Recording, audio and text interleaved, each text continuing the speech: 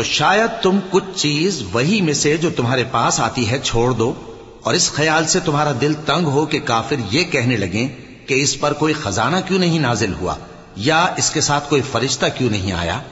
اے نبی، تم تو صرف نصیحت کرنے والے ہو، اور اللہ ہر چیز کا نگہبان ہے۔ کیا یہ لوگ کہتے ہیں کہ اس نے قرآن از خود بنا لیا ہے؟ کہہ دو کہ اگر سچے ہو تو تم بھی ایسی 10 صورتیں بنا لاؤ، اور اللہ کے سوا جس جس کو بلا سکتے ہو بلا بھی لو۔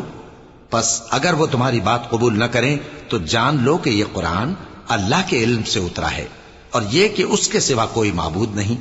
تو کیا تم لوگ اسلام لاتے ہو؟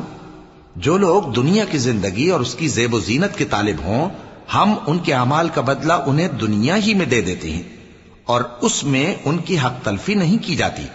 یہ وہ لوگ ہیں جن کے لیے آخرت میں آتش جہنم کے سوا اور کچھ نہیں، اور جو عمل انہوں نے دنیا میں کیے سب برباد، اور جو کچھ یہ کرتے رہے سب ضائع ہوا۔